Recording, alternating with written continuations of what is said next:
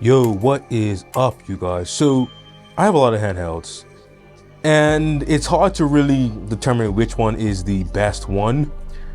But these devices you see on the table now, I may consider these to be my top five. Now, we could debate on which order they should be: one, two, three, four, five. You may even want me to put the Legion Go in there. And there's an argument to be made for all of these, but these are what I consider to be my top five or my favorite handhelds. So we have a pretty good lineup here of different shapes and sizes. But I will say one thing: a few days ago, I got an email from Onexplayer that says that the Onexfly was crowned as the best handheld gaming PC of 2024. The best handheld gaming PC of 2024. And if you've been watching my channel for a while, you noticed that the Onexfly, which has been crowned the best handheld ever, is not in my collection. And there's a specific reason for that. We're going to get to that during this video. But I never felt compelled to buy it until I saw this email that said it was crowned the best handheld of 2024. So I decided, you know what? If it's the best handheld, I definitely got to check it out, being the barely average dude that I am. So what did I do? I went ahead and I got it, you guys. So today we're going to be checking out the Onexfly from Onexplayer because it has been crowned the best handheld of 2024 by PC Gamer.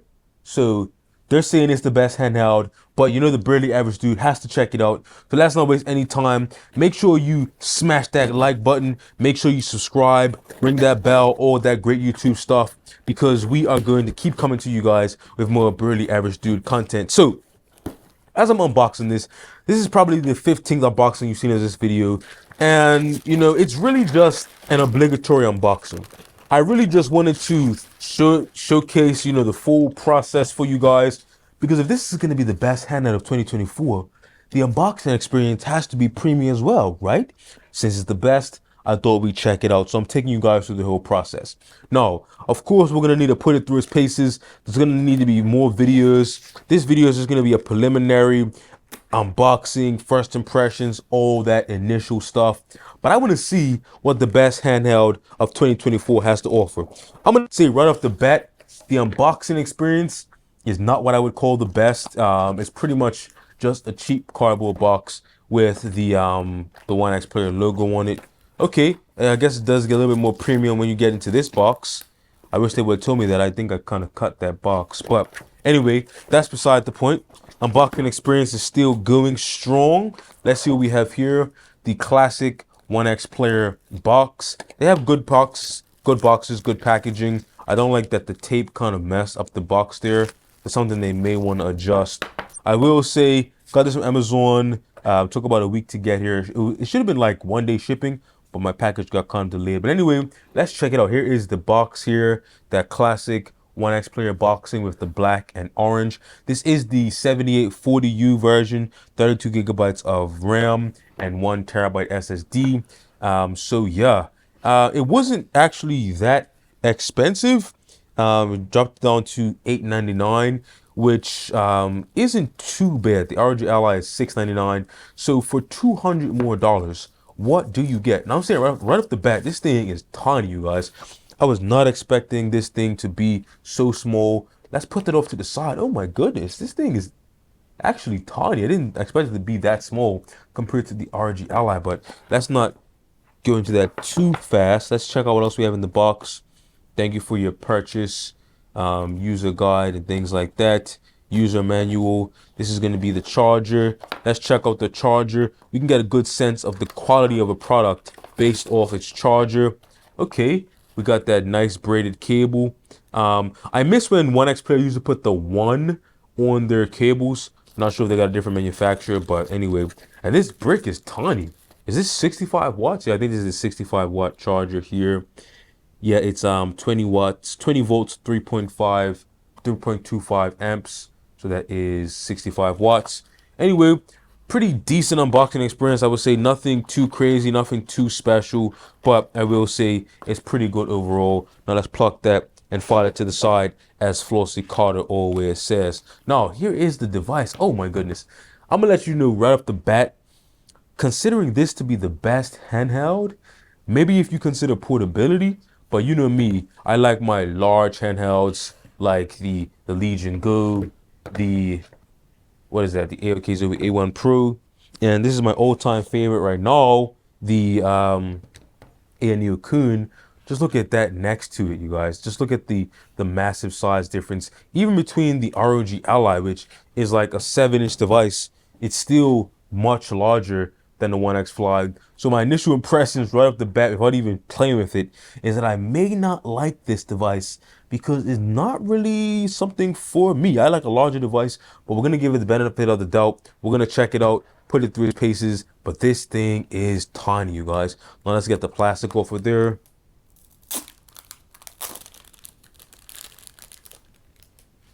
Yeah, look at this thing. This thing is tiny compared to the Steam Deck.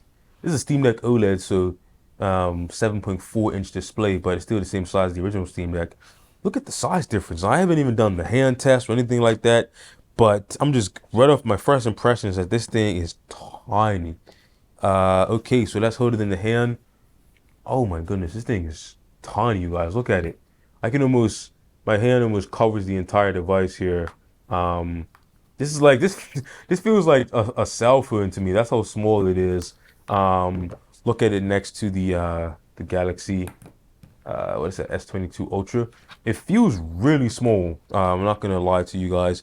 But anyway, let's turn it on. This is the best handheld of 2024. Now, as far as specs go, the screen is a 7-inch 1920 by 1080p display. So it is a 16 by 9. Same screen size and aspect ratio as the ROG Ally. So let's turn the ROG Ally on just so we can see it. The same size, same resolution. So it should give us a similar viewing experience here. But I will say, like my initial impression is that I'm not really liking it too much. Like, it is small and compact, but it's a little too small. Like, if you have large hands, like if you just look at the size of my hand, I can grab this whole device. Even the Legion Go, I can grab the whole device with one hand. So that should give you a sense of like the size of my hands. And the device is like very small. I'm not sure if I'm gonna like it, but you know, it may grow on me. I'm just trying to get a sense of the ergonomics. Let's check the grip here. Not too much grip. It does have a nice, like, round, you know, smooth, gradual progression for the grip, but it's not like a very deep grip. It's something that you sort of like just rest in your hand and your hand kind of lays flat on it like that. My favorite grip is on the A1 Pro. As you can see, is not very gradual. It is pretty like steep, but that gives you a little bit more to grab onto, so you can just hold it at a better angle here as compared to the Onexfly here. You can see is much more gradual, and the more gradual the grip, the less grip you actually have, because it's not so much as a bump. It's really just the device kind of gradually goes into the grip. It's hard to explain, but To set up your device using a screen reader, turn on narrator by pressing Windows plus Control. okay. So anyway, it's hard to explain the grip without feeling it. But if you have large hands, like my hand is pretty much cupped, like it wants more to hold on to. As you can see here, it just needs a little bit more to hold. Grips feel decent. Not the best, but it does have a slight, you know, tactility to it. Triggers, I see how those triggers feel. Um, they feel smooth, but not my favorite in terms of rebound. I would like to see a little bit more tactility in the rebound there. But overall, it feels good, has a good travel to it. Joysticks, they are on the small side, not like Nintendo Switch size, but not like full size that you're gonna get on like the ROG Ally, the Legion Go, or the Steam Deck. So much smaller than those ones there. But I usually put stick grips on my sticks anyway, so I'll probably put grips on this anyway, so it won't be a real issue. Let's check the D-pad. D-pad feels pretty good as far as its actuation. It does feel decent. good transition here between all the directions. So that feels good. Now, I'm gonna definitely like dive into this device and get into the performance. But we know the performance. It has that 7840U, 32 gigabytes of RAM. So we know the performance. So we don't really have to dive too much into the performance aspect. It goes up to 30 watts. The battery is, I believe, 48, 45 or 48 watt hours. So it's going to give you a little bit more battery life than something like the ROG Ally, but it's still on the smaller side as far as batteries go. As far as from my collection, like the A1 Pro has a 65 watt hour battery, the ANEO Kun has a 75 watt hour battery, even the Steam Deck OLED has a 50 watt hour battery. So, being in the 40s is actually on the small side. The ROG Ally is like the smallest of the mainstream devices at 40 watt hours. So if you're in the 40s, it's pretty small. I believe this has a 40 or 45 or 48 watt hour battery. Now, as far as the ports, we do have a good selection of ports. I will give it points over the ROG Ally. The ROG Ally has the USB-C, which is 3.2, and then the Oculink port that does give you not Oculink, sorry, that has the XG Mobile port that gives you XG Mobile GPU support. Now this is USB-A as well as USB-C. I believe it's USB 4.0 on the top and then 3.0 on the or 3.2 on the bottom. So we have one USB-A, one USB-C, 4.0, micro SD card slot, and a USB-C. I believe that's 3.2. So you get good speeds there. Now everything actually feels good about this device, but I'm not sure if I can crown it the best device of 2024. Now, there's some things I think this device does good, and some things that kind of made me not buy it until now. I only got this as a test to really see if it's the best handheld of 2024, as the article suggests. Now, a few reasons I didn't get this. One, I usually like a larger device, like I said. So 8 inches is like 8 inches and above is my preference. So 8 inches on the A1 Pro, 8.8 on the Legion Go, and then my favorite device right now, 8.4 inches. So I like a larger device. So this is being 7 inches is not really enticing to me because I do like a larger device, and I also already have the ROG Ally. So here's my sort of reasoning why I didn't get this device until they named it the best device, just as a test.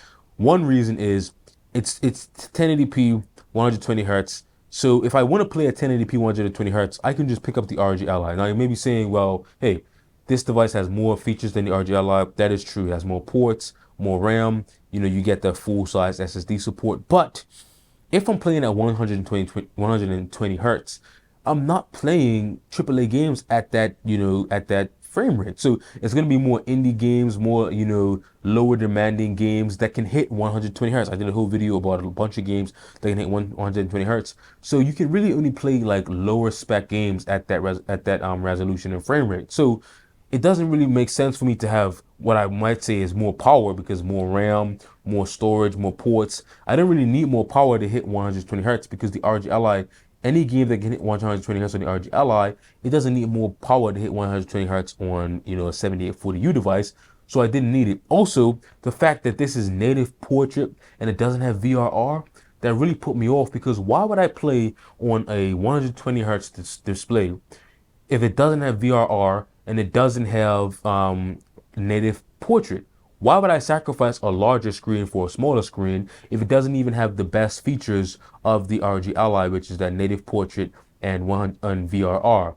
That really makes it something that puts it above other devices because it has VRR and native portrait. So I'm thinking to myself, why would I pick this up to play if I already want to play on a bigger device? So if I'm going to play on a smaller device, I might as well just play on the ROG Ally.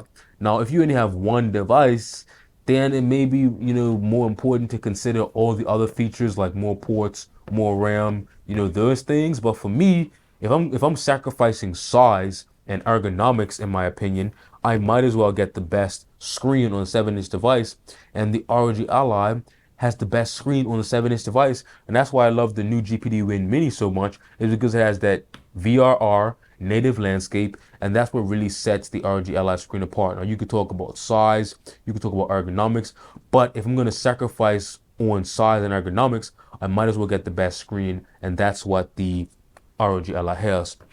No, of course I need to be fair to this device and put it through its paces. So I'm gonna dive deeper into this device. Leave some comments down below of what you want to see me test on this device.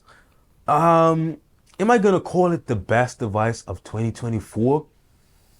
To a certain person, I could see it being the best device because it is 1080p, 120 hertz, and it does have all these features that you expect from a Windows handheld. So I could say it does have a argument for being the best handheld for 2024, but as far as I'm concerned, it's not the best handheld for the pretty average dude. That will go to a much larger device, or at least a device that has VRR and native landscape. I know, you can kill me in the comments, but until I put this device to its paces and it proves to me that it's the best, I'm gonna say that I can't see it as being the best just of my initial impressions and just by, what we know about the 7840U and what we know about the downfall of not having VRR if you're gonna have a 120 hertz display, and also not having native landscape. It's kind of a wash for me. I don't really need that extra RAM if I'm going to be playing at 220 FPS, because if that's my goal, I already know the games I have to play are much lower in requirements. So I'm not even looking at this device to have more power than the RG Ally, because it's only like a few percent. And those games that need more RAM, they're not going to be running 120 hertz anyway. So needing that extra RAM isn't really a factor with this device, because if you need more RAM, you're not going to be playing at 120 hertz anyway. Anyway, long video, long story short, I'm going to have to really test this device to see if it can take the crown as being the best handheld on the market. But my initial impression is that it has a lot of ground to cover if I'm going to be calling this device the best handheld of 2024, especially if you have larger hands. Anyway, that's my verdict for now. Best device of 2024. It's really gonna have to work hard to prove that to me. Anyway, like, subscribe, ring that bell. This video was like a long-winded way just to say I have to test this device more. I know, sue me. But anyway, leave a comment down below. Let me know what you want to see me test on this device here, the Onexfly, and I'll see you guys in the next one.